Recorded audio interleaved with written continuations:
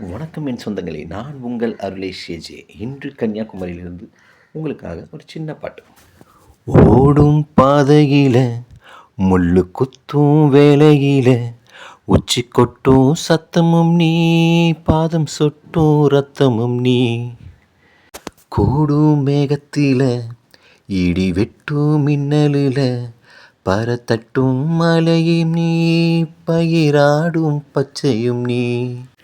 ஓட்டுக்கூரையில குருவி கட்டும் கோபுரம் நீ, வீட்டு திண்ணையில உசுறு ஓரங்கும் நிழலும் நீ.